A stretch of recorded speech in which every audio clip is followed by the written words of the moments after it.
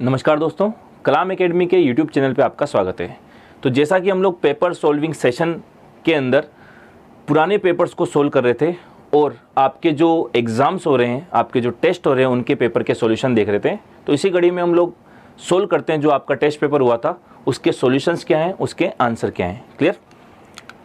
तो पहला क्वेश्चन देखते हैं कि निम्न में से कौन सा कथन असत्य है, गलत कथन कौन सा है। तो देखिए, बोर के अनुसार किसी कोश में इलेक्ट्रॉनों की अधिकतम संख्या 2n² होती है। बिल्कुल सही, बोर ने बताया था, आपको पढ़ाया था मैंने तब, कि कोश में मैक्सिमम इलेक्ट्रॉन जो होते हैं वो निकाले जाते हैं 2n² से। n यहाँ पर क्या होता है, कोश होता है। क्लियर?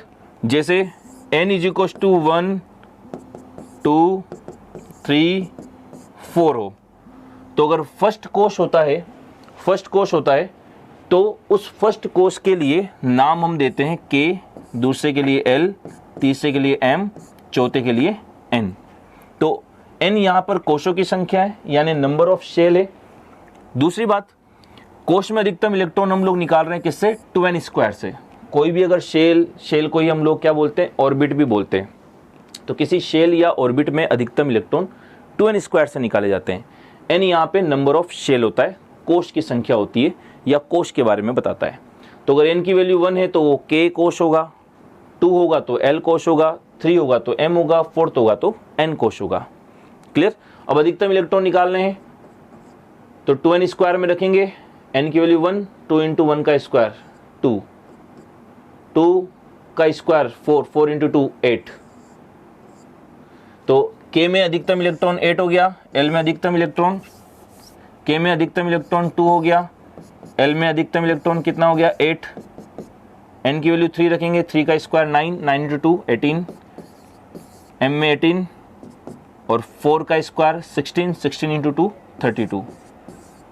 तो इन कोशों के अंदर अधिकतम इलेक्ट्रॉन, k में अधिकतम इलेक्ट्रॉन 2, l में 8, m में 18, n में 32, ये इनके अंदर अधिकतम इलेक्ट्रॉनों की संख्या होती है जो अपन 2n² से निकालते हैं। आई थिंक इतनी बात आपको क्लियर हो गई होगी। तो बोर के अनुसार किसी कोश में इलेक्ट्रॉनों की अधिकतम संख्या 2n² होती है। बिल्कुल सही स्टेटमेंट है ये। दूसरा, इलेक्ट्रॉन का द्रव्यमान नगण्य होता है। बिल्कुल नगण्य होता है क्योंकि हम लोग 0 mu मानते हैं, इसका 0 एटॉमिक मास यूनिट मानते हैं। और किलोग्राम में देखें तो किलोग्राम में भी आप जानते हो 9.1 × 10⁻31 kg, -31 10⁻31। इसका मतलब आप क्या समझते हैं कि 9.1 के डिवाइड में 31 0, तो ये कितना होगा, 0.00000, तब जाके 9 आएगा, मतलब एक तरह से 0 ही हो गया। तो बिल्कुल नगण्य होता है और आवेश -1 होता है। ये स्टेटमेंट भी सही है। बोर के नियम के अनुसार m कोश में अधिकतम 32 इलेक्ट्रॉन हो सकते हैं। नहीं हो सकते सर, अभी हमने निकाला है। m में अधिकतम इलेक्ट्रॉनों की संख्या कितनी हो सकती है, 18 हो सकती है। 32 तो किस में होगी सर, nth कोश में होगी, जो चौथा कोश है। क्लियर? तो ये स्टेटमेंट सर गलत हो गया, हालांकि आपको आंसर तो यही मिल गया। फिर एक और बात, एवोगाद्रो संख्या का मान 6.022 × 10⁻23 होता है। सही है, ये वैल्यू याद करनी पड़ेगी, एवोगाद्रो संख्या है। तो इसका आंसर कौन सा गलत कथन है, तो ये स वाला कथन गलत है। क्या? बोर के नियमानुसार m कोश में अधिकतम 32 इलेक्ट्रॉन हो सकते हैं, ये स्टेटमेंट गलत है, क्योंकि m में 32 नहीं, कितने होंगे, अधिकतम 18 इलेक्ट्रॉन होंगे। क्लियर है? ठीक है, आगे बढ़ते हैं। नेक्स्ट क्वेश्चन पे आप इसको स्क्रीनशॉट ले सकते हैं सॉल्यूशन का, चाहे तो नेक्स्ट क्वेश्चन पे मूव करते हैं। नेक्स्ट क्वेश्चन है, निम्न में से सहसंयोजक बंध, कोवेलेंट बॉन्ड जिसको आप कहते हैं, किस में है, कौन से अणु में है? तो ध्यान रखना, कोवेलेंट बॉन्ड जो बनता है वो नॉन मेटल के बीच बनता है, अधातु के बीच बनता है, अधातु के बीच बनता है। और एक होता है आयनिक बंध, आयनिक बंध बनेगा आयंस के बीच में। आयन मतलब एक धनायन होगा, एक ऋणायन होगा। धनायन कौन बनाता है, जो इलेक्ट्रॉन त्यागेगा, और इलेक्ट्रॉन कौन त्यागता है, जो मेटल होगा, धातु होगा। और दूसरा ऋणायन कौन बनाता है, जो इलेक्ट्रॉन ग्रहण करेगा, और जो इलेक्ट्रॉन गेन करेगा वो नॉन मेटल होगा, अधातु होगा। तो जहाँ धातु और अधातु दिखेगी वहाँ तो धातु का काम इलेक्ट्रॉन त्यागना मतलब प्लस बनाना, अधातु का मतलब इलेक्ट्रॉन ग्रहण करना यानी माइनस बनाना। तो धातु अधातु होंगे तो प्लस और माइनस होगा, मतलब आयंस के बीच जो बंध बनेगा वो आयनिक बंध है। क्लियर। और अधातु अधातु के बीच जो बंध बनेगा वो सहसंयोजक बंध है। अब आपको ये पता होना चाहिए धातु अधातु कौन सी होती है, तो आपको पढ़ा रखा है, तो आपको बताया भी ये धातु अधातु की पहचान क्या होती है। तो हाइड्रोजन भी अधातु होती है, नॉन मेटल है। ऑक्सीजन भी अधातु होती है, नॉन मेटल है। तो अधातु अधातु के बीच जो बंध होता है वो कौन सा होता है, सहसंयोजक होता है। जबकि देखिए बाकी धातु और अधातु के बीच में ये धातु है प्लस बनाएगा, ये अधातु है माइनस बनाएगा। ये कैसा है, आयनिक है। Ca+2 धातु है, O-2 अधातु है, आयनिक बंध है धातु अधातु के बीच। Ca+2 कार्बोनेट -2 धातु अधातु है, आयनिक बंध है। तो धातु अधातु के बीच तो कैसे बंध होंगे, आयनिक होंगे। लेकिन सेम एलिमेंट यानी अधातु अधातु के बीच कैसे होंगे, सहसंयोजक बंध होंगे, कोवैलेंट बॉन्ड होंगे। और जब आपको पढ़ने को मिलेगा ये चैप्टर तब मैं आपको और डिटेल में बताऊंगा, केवल शक्ल देख के आप इसका आंसर कैसे निकालें। तो फिलहाल आप कॉन्सेप्ट ये ध्यान रखें जिससे आपको धातु अधातु में अंतर समझ में आएगा और ये समझ में आएगा कि सहसंयोजक कौन से और असहसंयोजक कौन से और आयनिक बंध कौन से। क्लियर है, ठीक है। स्क्रीनशॉट ले लें इसका सॉल्यूशन का, आंसर इसका क्या है, H2O। नेक्स्ट क्वेश्चन पे मूव करते हैं। नेक्स्ट क्वेश्चन है फिजिक्स का, 1 किलोग्राम द्रव्यमान की वस्तु का भार कितना होगा। तो सबसे पहली बात इसमें गिवन क्या है सर, तो सर मास दे दिया 1 kg और निकालना क्या है, फाइंड आउट क्या करना है, भार।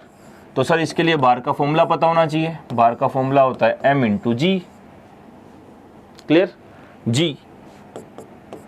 तो m मास दे दिया आपको 1 kg, तो 1 kg इंटू g। गुरुत्वीय त्वरण, पृथ्वी की सतह पे गुरुत्वीय त्वरण होता है ग्रेविटेशनल एक्सेलरेशन, फिक्स वैल्यू है पृथ्वी की सतह पे 9.8 मीटर पर सेकेंड स्क्वायर। तो ये कितना आ गया, 1 इंटू 9.8 किलोग्राम मीटर पर सेकेंड स्क्वायर। और किलोग्राम मीटर पर सेकेंड स्क्वायर को ही आप लोग कहते हैं न्यूटन। तो आंसर आ गया इसका 9.8 Newton. Very very very important question. तो आंसर क्या जाएगा, 9.8 न्यूटन। तो इससे आपको एक बात और समझ में आई, सर भार का मात्रक कभी केजी नहीं होता। बहुत से बच्चे क्या बोलते हैं, सर मेरा भार कितना है, 50 kg। 50 kg भार नहीं है, केजी तो आपका मास है। द्रव्यमान को नापते हैं हम लोग किसमें, केजी, किलोग्राम में। भार को तो किलोग्राम मीटर पर सेकंड स्क्वायर यानी न्यूटन में नापते हैं। तो सही वर्ड ये बोला करो कि सर मेरा भार इतने न्यूटन है। केजी में भार नहीं नापा जाता, केजी में द्रव्यमान नापा जाता है। क्लियर है, ठीक है। नेक्स्ट बात करते हैं, दो सतहों के मध्य गति घर्षण, फ्रिक्शन आपको पढ़ा रखा है बहुत अच्छे से। घर्षण बल किस पर निर्भर नहीं करता। तो आपको ये कंडीशंस बताई थी, याद होनी चाहिए कि जो गति घर्षण है वो किस पर निर्भर नहीं करता, सतहों के मध्य सापेक्ष वेग पर। इस पर घर्षण, गति घर्षण निर्भर नहीं करता। सतहों की प्रकृति पे करता है। अगर सतह चिकनी होगी तो इजीली स्लिप हो जाएगी, खुरदरी होगी तो इजीली स्लिप नहीं होगी। तो प्रकृति पे तो निर्भर करता है सर कि सर चिकनी सतह या खुरदरी है। गतिशील वस्तु पर लग रहे अभिलंब प्रतिक्रिया बल पे भी निर्भर करता है। अभिलंब प्रतिक्रिया बल सतह के लंबवत लगता है, तो इस पे भी निर्भर करता है, इस पे भी निर्भर करता है, इस पे निर्भर नहीं करता है। तो आपको याद रखना पड़ेगा कि सतहों के मध्य सापेक्ष वेग पर गति घर्षण बल निर्भर नहीं करता है। कंडीशन है, आपको याद होनी चाहिए। क्लियर, तो इसका आंसर जाएगा अ। नेक्स्ट क्वेश्चन पे मूव करते हैं कि प्रतिध्वनि तरंगों के किस घटना के कारण उत्पन्न होती है। तो सबसे पहले बात, प्रतिध्वनि इको क्या है। तो आपको पढ़ा रखा है, जब आप बोलते हो या जब आप साउंड प्रोड्यूस करते हो, जब आप ध्वनि निकालते हो, तो जो ध्वनि है वो किसी अवरोध से टकराकर वापस आती है। तो ध्वनि के विपरीत वापस ध्वनि आएगी। विपरीत मतलब प्रति। तो ध्वनि से टकराने के बाद जो वापस ध्वनि मिलती है वो प्रतिध्वनि है। यानी जब आप किसी सतह के सामने जाके बोलते हैं तो उस सतह या दीवार से या उस अवरोध से टकरा के ध्वनि जब वापस आपके पास आती है तो यही इको होती है, प्रतिध्वनि होती है। तो टकरा के वापस उसी माध्यम में आ रही है तो माध्यम सेम है, और जब माध्यम सेम है तो इस घटना को अपन परावर्तन कहते हैं। तो प्रतिध्वनि प्रावर्तन के कारण उत्पन्न होती है, क्योंकि अगर प्रावर्तन नहीं होगा तो वो ध्वनि आप तक वापस पहुंचेगी ही नहीं। क्लियर? तो प्रावर्तन के कारण प्रतिध्वनि क्या होती है? उत्पन्न होती है। क्लियर है? ठीक है, नेक्स्ट बात करते हैं हम लोग, अमोनिया को नाइट्राइट में परिवर्तित करने वाला बैक्टीरिया, जीवाणु कौन सा है? अगेन याद करने वाला क्वेश्चन है कि नाइट्रोसोमोनास नामक जो बैक्टीरिया होता है, नाइट्रोसोमोनास नामक जो बैक्टीरिया होता है वो अमोनिया NH3 को किस में बदलता है? नाइट्राइट में बदलता है। ठीक है, जब आप नाइट्रोजन साइकिल पढ़ते हो तो वहाँ पे आप इसको पढ़ते हो। तो केमिस्ट्री में नाइट्रोजन साइकिल में पढ़ाया जाएगा आपको पूरा नाइट्रोजन चक्र क्या है, कि अमोनिया को नाइट्राइट में कौन बदलता है, नाइट्राइट को नाइट्रेट में कौन बदलता है, ये सारी बातें। तो अमोनिया को नाइट्राइट में बदलने वाला जीवाणु जो होता है वो नाइट्रोसोमोनास है। क्लियर है? ठीक है, नेक्स्ट, पोलियोमाइलिटिस उत्पन्न करने वाला रोग कारक है। तो पोलियोमाइलिटिस यानी पोलियो को उत्पन्न करने वाला जो वायरस होता है वो होता है एंटेरोवायरस। याद करना पड़ेगा आपको, क्योंकि बायोलॉजी के किस रोग के कारक क्या हैं वो याद होने चाहिए, किस बैक्टीरिया कौन सा है, किसका वायरस कौन सा है, किसका प्रोटोजोआ कौन सा है। तो एंटेरोवायरस जो होता है वो पोलियो रोग का वायरस है। क्लियर? रेट्रोवायरस, ये रेट्रोवायरस कौन सा है? रेट्रोवायरस का उदाहरण HIV वायरस है जो रिवर्स ट्रांसक्रिप्शन करता है। तो यहाँ पे फिलहाल आपको जो ध्यान रखना है वो है एंटेरोवायरस, और ये एंटेरोवायरस है पोलियो का कारण। और इस पोलियो के अंदर हम लोग दवाई क्या देते हैं? OPV। OPV का मतलब ओरल पोलियो वैक्सीन, जिसको आप कहते हो 2 बूंद जिंदगी की। तो बच्चों को हम लोग 2 बूंद जो पिलाते हैं वो ये OPV होती है, जो ओरल पोलियो वैक्सीन है। ओरल का मतलब जो मुंह द्वारा दी जाएगी। तो एक बार पुलिस के पेपर में भी क्वेश्चन पूछा था, ऐसा कौन सा रोग है जिसमें दवाई बूंद बूंद करके मुंह द्वारा पिलाई जाती है? तो OPV। ठीक है, पोलियो। नेक्स्ट, निम्न में से असंक्रामक रोग है। असंक्रामक मतलब जो किसी व्यक्ति से अन्य व्यक्ति तक, किसी एक पर्सन से दूसरे पर्सन तक ना फैले, ट्रांसमिट ना हो, वो असंक्रामक। और जो किसी एक व्यक्ति से दूसरे व्यक्ति तक फैल जाए वो संक्रामक है। तो असंक्रामक कौन सा है? तो जितनी भी सामान्यतः बैक्टीरियल और वायरल डिजीज है, प्रोटोजोअल डिजीज है, वो क्या होती है? संक्रामक होती है सामान्यतः। क्योंकि वायरस एक बॉडी से दूसरी बॉडी में जाएगा तो रोग कर देगा, बैक्टीरिया एक से जगह दूसरी जगह जाएगा तो रोग कर देगा, प्रोटोजोआ एक जगह से दूसरी जगह जाएगा तो रोग कर देगा। तो बैक्टीरियल, वायरल, प्रोटोजोअल डिजीज जो सामान्यतः होती है वो कौन सी होती है? संक्रामक होती है। तो हेजा विब्रियो कोलेरी से होता है, बैक्टीरियल डिजीज है, संक्रामक होगी, तो ये असंक्रामक नहीं हो सकती। खसरा, मीजल्स मोरबिली वायरस की वजह से होता है। तो वायरस एक बॉडी से दूसरी बॉडी में जाएगा, किसी व्यक्ति से टच करने से एक से दूसरे में जाएगा तो ये संक्रामक होगा। तो ये भी जोड़ा जो है असंक्रामक नहीं हो सकता।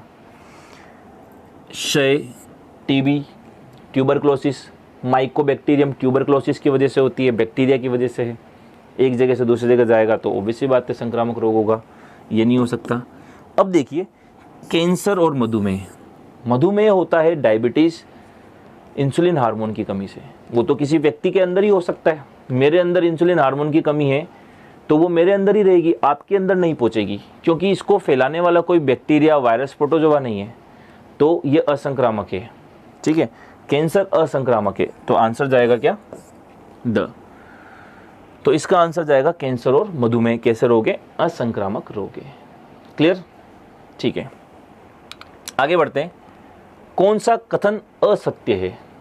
ठीक है, तो भोजन में उपस्थित रुक्षांश सेलुलोज होते हैं, ये स्टेटमेंट सही है। कार्बोहाइड्रेट की कमी से हाइपोग्लाइसीमिया रोग हो जाता है, बिल्कुल सही है। हाइपो मतलब कमी हो जाती है, सही है। शरीर को परासरणीय संतुलन, ऑस्मोटिक बैलेंस के लिए आवश्यक खनिज आयोडीन और आयरन होते हैं, ये गलत है। ऑस्मोटिक बैलेंस में मेनली काम करते हैं सोडियम और पोटेशियम।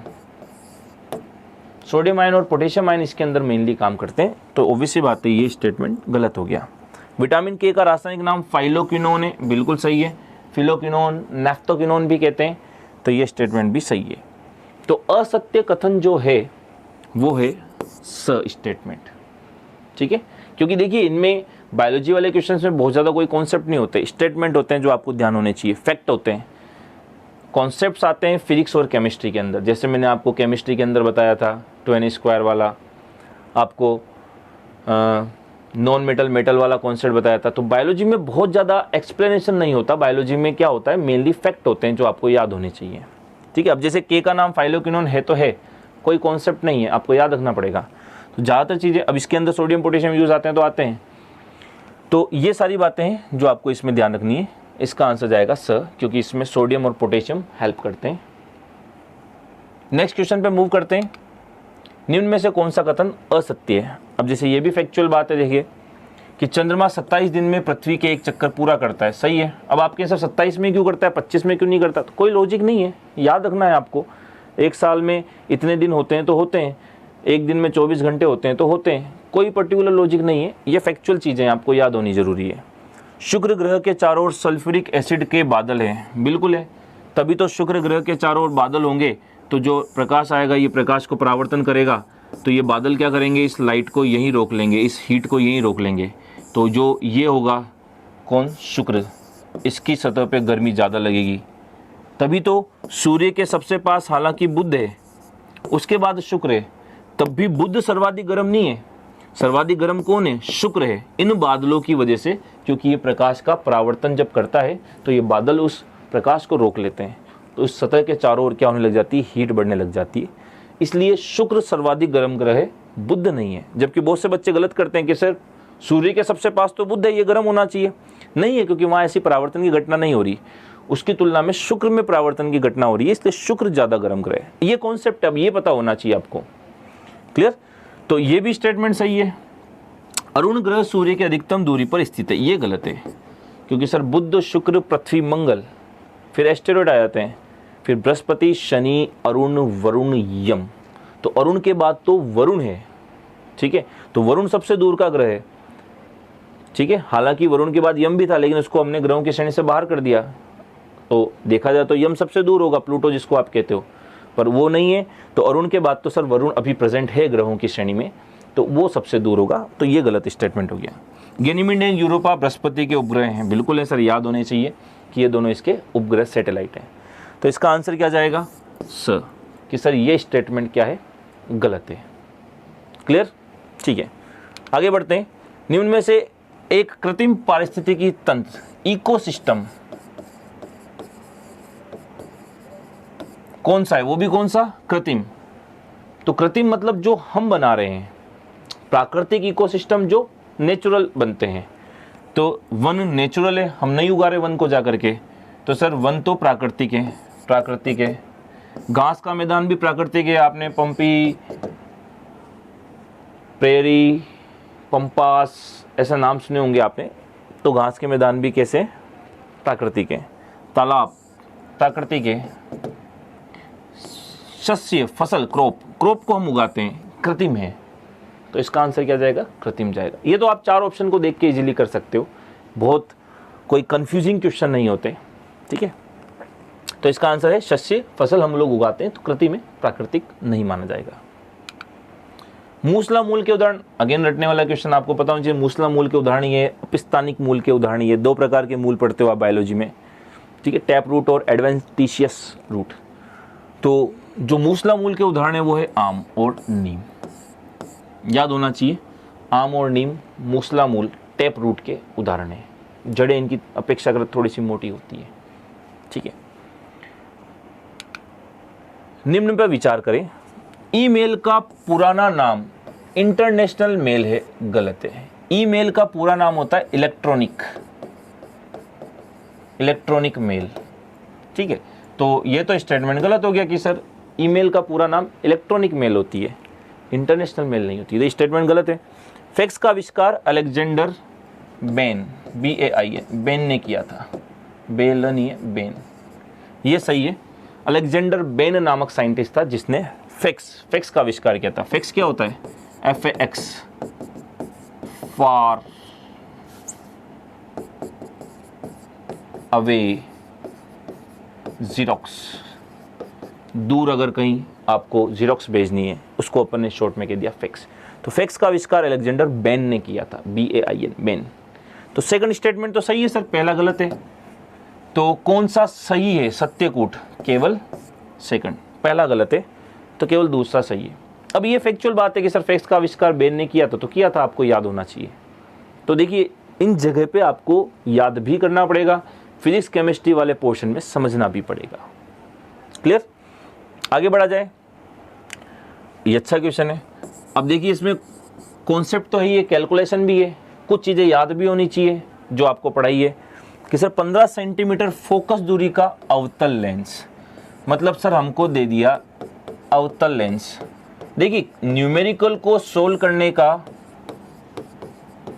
कॉनकेव लेंस, न्यूमेरिकल को सोल्व करने का सबसे बेस्ट तरीका होता है जो डाटास दिए गए हैं सबसे पहले डाटास को लिखें। तो सबसे पहले अवतल लेंस दे रखा है, क्योंकि कंफ्यूजन वो कहाँ करता है, या तो अवतल लेंस या उत्तल लेंस, इनमें कंफ्यूज करता है। तो आप हाईलाइट कर लें कि अवतल लेंस की बात है। अवतल लेंस की बात आती है दिमाग के अंदर आपको आ जाना चाहिए सर अवतल लेंस है तो सर ऐसा कुछ था, और ऐसा कुछ था। तो आपको अवतल लेंस से प्रतिबिंब कहाँ बनता है, कैसा बनता है, वस्तु कहाँ रखी हो तो कहाँ बनेगा, वो सारी बातें पढ़ाई जा चुकी है। थोड़ा सा उसको रिवाइज करें अच्छा सा उस टेबल को, और थोड़ा सा अच्छे से पढ़ा हो तो आपको याद भी आ जाएगा कि सर अवतल दर्पण से, अवतल लेंस से तो प्रतिबिंब जो बन रहे थे वो हमेशा कैसे बन रहे थे, आभासी, सीधे और छोटे बन रहे थे। क्लियर? आभासी, सीधे और छोटे बन रहे थे अवतल लेंस से। क्लियर है?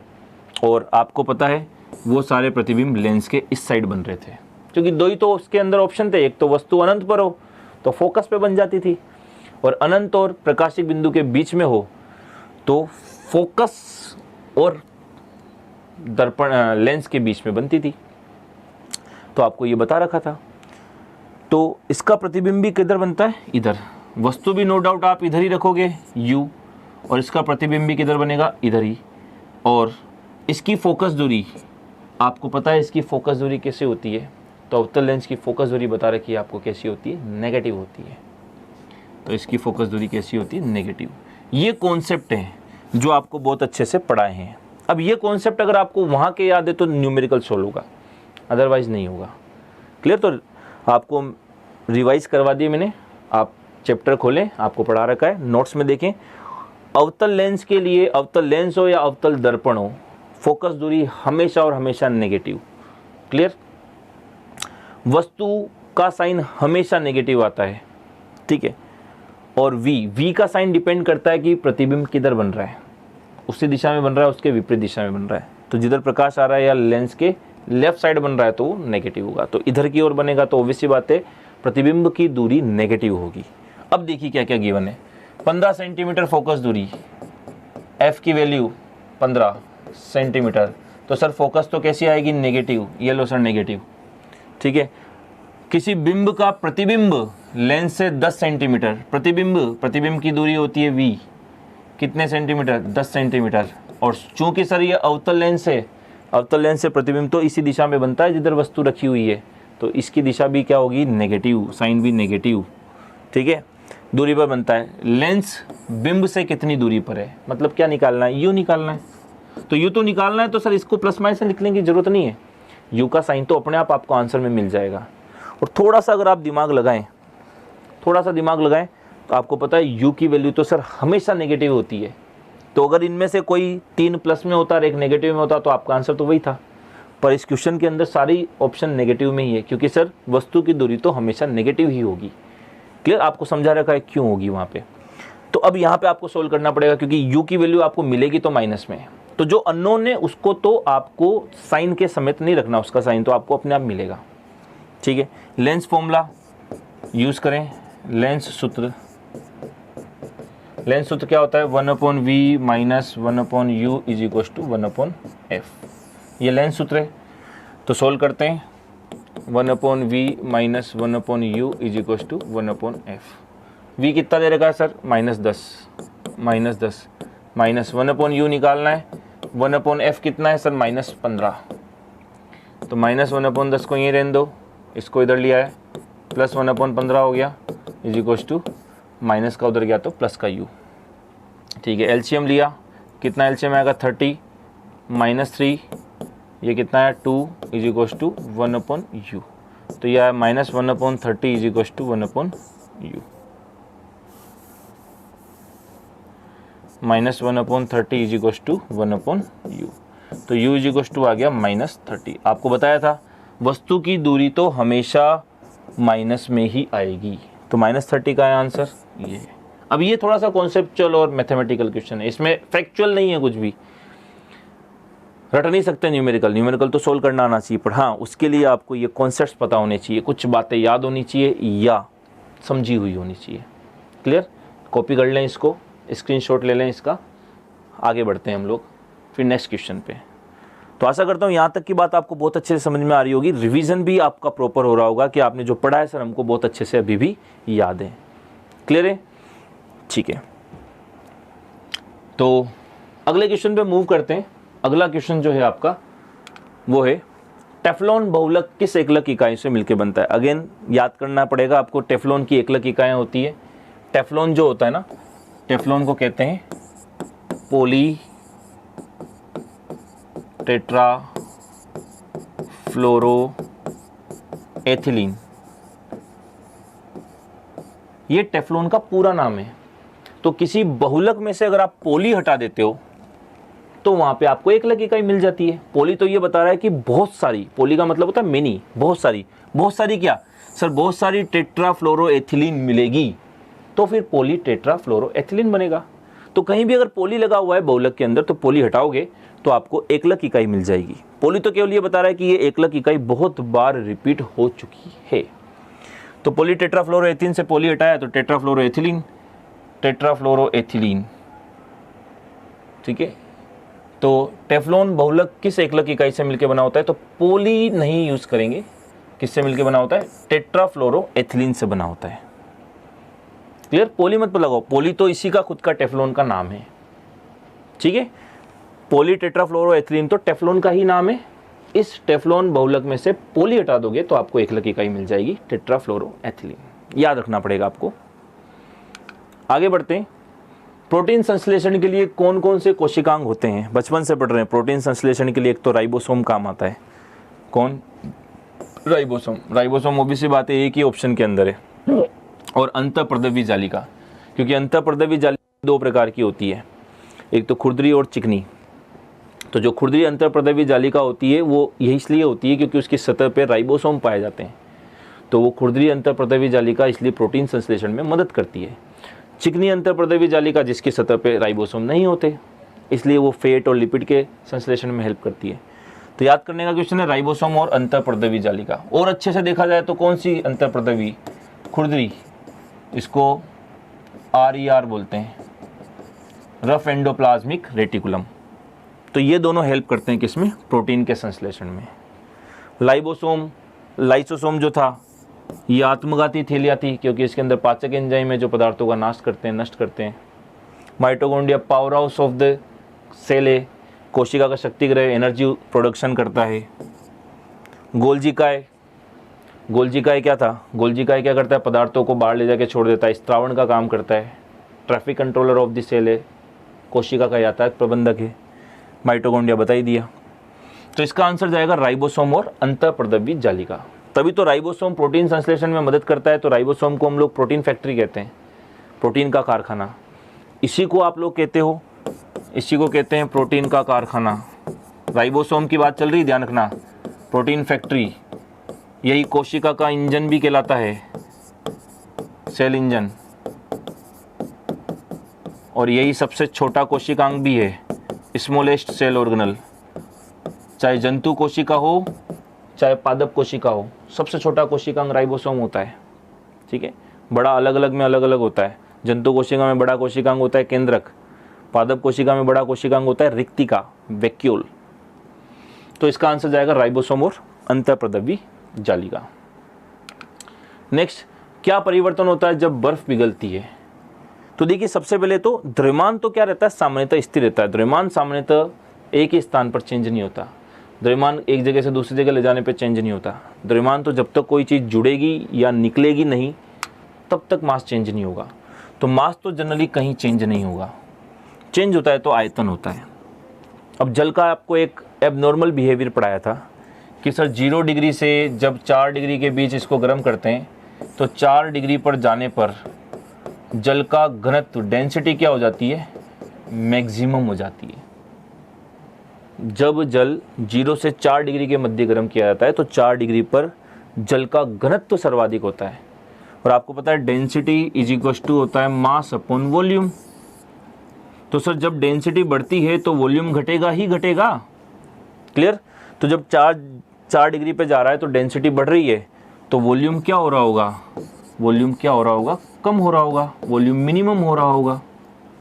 तो यही तो वो पूछ रहा है कि जब बर्फ़ पिघलती है, बर्फ़ पिघलेगी तो टेम्परेचर चेंज होगा ना, 0, 1, 2, 3, 4 टेम्परेचर बढ़ेगा तभी तो बर्फ़ पिघलेगी। तो टेम्परेचर बढ़ रहा है, बर्फ़ पिघल रही है, तो सर डेंसिटी 4 डिग्री तक बढ़ रही है। तो 4 डिग्री तक डेंसिटी बढ़ रही है तो सर वॉल्यूम क्या हो रहा होगा? घट ही रहा होगा। वेरी वेरी इंपॉर्टेंट, ये कॉन्सेप्चुअल पार्ट है। ठीक है, तो आयतन में क्या हो रही होगी? कमी हो रही होगी। ठीक है, क्योंकि ये कॉन्सेप्चुअल है कि सर डेंसिटी वॉल्यूम के इन्वर्स होती है, व्युत्क्रमानुपाती होती है। जब डेंसिटी बढ़ने लगती है तो वॉल्यूम अपने आप घटने लगता है। क्लियर है? बहुत अच्छा क्वेश्चन है, वेरी वेरी इंपॉर्टेंट। आगे बढ़ते हैं। साबुनीकरण प्रक्रिया में बनने वाला सह उत्पाद। साबुनीकरण प्रक्रिया क्या है? 2015 फर्स्ट ग्रेड का पेपर जो है उसमें क्वेश्चन पूछा गया था, यही क्वेश्चन था कि साबुनीकरण क्या होता है। तो साबुन होते हैं वसीय अम्ल, फैटी एसिड होते हैं। तो वसीय अम्लों की अभिक्रिया जैसी कास्टिक सोडा NaOH के साथ करवाते हैं तो इससे आपको क्या मिलता है? सोप, साबुन मिलता है, प्लस ग्लिसरॉल निकलता है। ये प्रक्रिया कहलाती है साबुनीकरण। क्लियर? तो जब भी उच्च वसीय अम्ल, हायर फैटी एसिड की रिएक्शन अपन कास्टिक सोडा NaOH से करवाते हैं तो साबुन बनता है और साथ में सह उत्पाद जो निकलता है वो ग्लिसरॉल होता है। ये तो मेन प्रोडक्ट है साबुन जिसको हम बनाना चाह रहे हैं, पर ग्लिसरॉल साथ में व्यवहार में बन गया। ठीक है ना, जैसे आप कहीं खाना खाने गए, बुलावा आया जिमणे का आपके, आप अपने दोस्त को साथ में लटका के ले गए, तो आप तो मेन गेस्ट हो, वो आपके साथ सह गेस्ट है। तो ऑब्वियस सी बात है, वही है कि बनाना अपने को साबुन था पर ग्लिसरॉल साथ में और बन गया, तो सह उत्पाद क्या होता है? ग्लिसरॉल होता है। ठीक है, ग्लिसरीन मत बोलो क्योंकि यहाँ पे ये ऑप्शन सही नहीं है कि ग्लिसरॉल और ग्लिसरीन तो एक ही होता है। ठीक है, यहाँ ऑप्शन कुछ भी हो सकता है। ग्लिसरॉल और ग्लिसरीन एक ही चीज़ होती है, तो ग्लिसरॉल सही आंसर है इसका। ग्लिसरीन होता तब भी सही होता। ठीक है, नेक्स्ट बात करते हैं, कौन सा कथन असत्य है।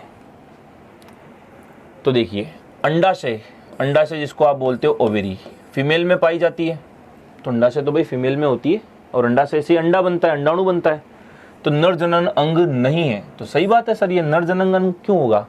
नर जनन अंग जो होते हैं, नर जनन अंग, उसके अंदर काउंट करते हैं अपन किसको? वृषण को, जिसको आप टेस्टिस कहते हो, जो संख्या में 2 होते हैं। वृषण से शुक्राणु बनेंगे, शुक्राणु को ले जाने वाली होगी शुक्रवाहिनी, स्पर्मेटिक डक्ट, ये भी 2 होगी, और एक शिश्न जिसको आप पेनिस कहते हो। ये नर जनन अंग में काउंट होते हैं। क्लियर? तो अंडाशय तो सर मादा जनन अंग का भाग है। ऐसे ही मादा जनन अंग में कौन होगा? मादा जननांग या मादा जनन अंग में कौन होता है? अंडाशय होते हैं, ओवेरी। जैसे हमारे यहाँ वृषण होता है जो शुक्राणु बनाएंगे, वैसे यहाँ अंडाशय होते हैं 2 जो अंडाणु बनाएंगे। जैसे वृषण क्या करते हैं? शुक्राणु बनाएंगे तो शुक्राणु को ले जाने वाली शुक्रवाहिनी है, वैसे ही अंडाशय अंडाणु बनाएंगे तो अंडाशु को ले जाने वाली अंडवाहिनी, ओविडक्ट हो गई। ठीक है, 2 हो गई। ऐसे ही जैसे यहाँ पे शिश्न पेनिस है, ठीक है, वैसे ही यहाँ पर क्या होता है? गर्भाशय, यूट्रस होता है एक।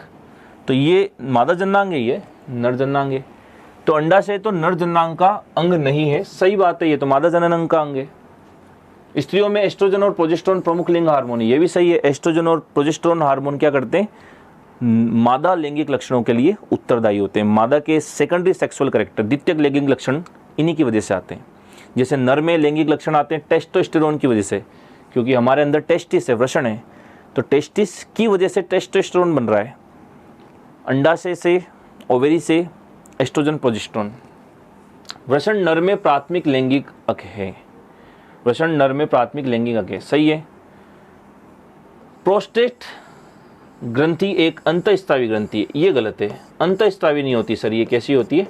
बहिस्रावी होती है। जैसे हमारे शरीर में जैसे श्वेत ग्रंथि होती है, बाहर की तरफ अपना स्राव निकालती है, ठीक है, तो ये क्या होती है, प्रोस्टेट एक बहिस्त्रावी है, अंतःस्त्रावी नहीं है। तो ये स्टेटमेंट क्या है, गलत है। तो आंसर जाएगा इसका क्या, द वाला कथन इसके अंदर क्या है, असत्य है। क्लियर, ठीक है। तो कुछ बातें याद करनी है इसके अंदर भी।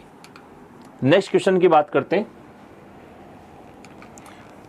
लास्ट क्वेश्चन आपका एक्स किरणों के बारे में। तो एक्स किरणों का उपयोग स्तन कैंसर की जांच में करते हैं। बिल्कुल, स्तन ग्रंथियों के लिए मैम वर्ड यूज करते हैं। स्तन यानी मेम, साइंस में मेम वर्ड यूज करते हैं। तो मेमोलॉजी स्तन ग्रंथियों का अध्ययन हो गया। मेमोग्राफी स्तन कैंसर की जांच होगी, मेमोग्राफी। तो मेमोग्राफी होती है स्तन कैंसर की जांच, ठीक है। Test for breast cancer, breast के लिए मैम वर्ड यूज करते हैं। तभी तो जिसमें स्तन ग्रंथियां होती है वो मेम से क्या कहलाए, मेमल्स, स्तनधारी, जो बच्चों को फीडिंग कराते हैं। तो एक्सरे का उपयोग स्तन कैंसर का पता लगाने के लिए किया जाता है, सही है। एक्स किरणों की खोज सोरेनसन ने की थी, ये गलत है। सोरेनसन ने तो पीएच स्केल खोजा था, पीएच स्केल। एक्स किरणों की खोज तो रोंजन ने की थी, रोंजन ने की। तो एक्स किरणों की खोज सोरेनसन ने की, ये क्वेश्चन का जो ऑप्शन है ये गलत है। एक्स किरणों की खोज रोंजन ने की थी, डब्ल्यू रोंजन, पूरा नाम डब्ल्यू रोंजन। और एक्स किरणों की खोज डब्ल्यू रोंजन ने की थी, सोरेनसन ने पीएच स्केल की खोज की थी। तो ये इसलिए स्टेटमेंट गलत हो गया। एक्स किरणों को नग्न आंखों से देखा जा सकता है, नहीं देख सकते सर। बहुत बार आप एक्सरे कराने गए होंगे, आपको पता भी नहीं पड़ता, उस चीज़ दबा देता है आपके, तो एक्सरे हो गया। तो आपको एक्स किरणें नहीं दिख सकती नग्न आंखों से, ठीक है। ये भी स्टेटमेंट गलत है। एक्स किरणें कॉम्पटन प्रभाव तथा प्रकाश विद्युत प्रभाव प्रदर्शित करती है, ये सही है। अब दिमाग में आएगा सर ये कॉम्पटन इफेक्ट क्या है। कॉम्पटन इफेक्ट कुछ भी नहीं है। जैसे कोई परमाणु है, कोई पदार्थ है, कोई भी परमाणु है, पदार्थ है, उसके अंदर ये उसकी संरचना है, परमाणु के अंदर इलेक्ट्रॉन भी होंगे। तो जब आप इसके ऊपर क्या डालते हो, फोटोन डालते हो, तो फोटोन जैसे ही इलेक्ट्रॉन से टकराएगा उस पदार्थ के, फोटोन क्या हो जाता है, प्रकीर्णित हो जाता है, फोटोन का प्रकीर्णन हो जाता है। ये कहलाता है कॉम्पटन प्रभाव। क्लियर, कॉम्पटन प्रभाव क्या है, जब किसी फोटोन, फोटोन मतलब ऊर्जा का एक छोटा सा पैकेट, तो जब किसी फोटोन को किसी पदार्थ पर टकराया जाता है या उस पर हिट किया जाता है, तो फोटोन इलेक्ट्रॉन से टकरा करके प्रकीर्णित हो जाता है, स्कैटर्ड हो जाता है। ये कॉम्पटन प्रभाव कहलाता है। प्रकाश विद्युत प्रभाव क्या है कि प्रकाश अगर आप किसी धातु की सतह पर डालोगे, ये धातु की सतह है, धातु में क्या होंगे, इलेक्ट्रॉन, इसके ऊपर प्रकाश गिरा, फोटोन गिरे, तो ये फोटोन यानी ये प्रकाश इस इलेक्ट्रॉन को ग्रहण करेगा, इलेक्ट्रॉन इस प्रकाश को ग्रहण करेगा। हीट है, ऊर्जा है, प्रकाश ऊर्जा है, तो इलेक्ट्रॉन की गति ऊर्जा बढ़ेगी और इस सतह को वो छोड़ करके बाहर चला जाएगा। तो इलेक्ट्रॉन गति कर रहा है, सतह को छोड़ के जा रहा है, तो इलेक्ट्रॉन की गति को क्या कहते हैं, विद्युत। तो क्या उत्पन्न हुई इससे, विद्युत। किसकी वजह से, प्रकाश के गिरने की वजह से। इसलिए इस प्रभाव को क्या बोल दिया, प्रकाश विद्युत प्रभाव, फोटो इलेक्ट्रिक इफेक्ट। तो आप यही तो पढ़ते हो कि जब किसी प्रकाश को, किसी सूटेबल फ्रिक्वेंसी वाले प्रकाश को, किसी सूटेबल आवृत्ति वाले प्रकाश को किसी धातु की सतह पर गिराते हैं, तो उससे इलेक्ट्रॉन उत्सर्जित होते हैं और धारा उत्पन्न होती है। यह धारा कहलाती है प्रकाश विद्युत धारा, फोटो इलेक्ट्रिक करंट, और यह प्रभाव कहलाता है फोटो इलेक्ट्रिक इफेक्ट, प्रकाश विद्युत प्रभाव। तो पहला और चौथा दो ऑप्शन सही हैं। आंसर इसका जाएगा ए, फर्स्ट और फोर्थ। फर्स्ट सही है सर, फोर्थ सही है, बाकी गलत है। क्लियर।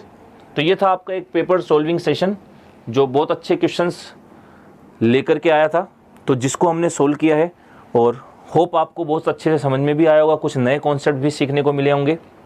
तो मिलते हैं ऐसे ही बेहतरीन सेशन के साथ, तब तक के लिए थैंक यू वेरी मच।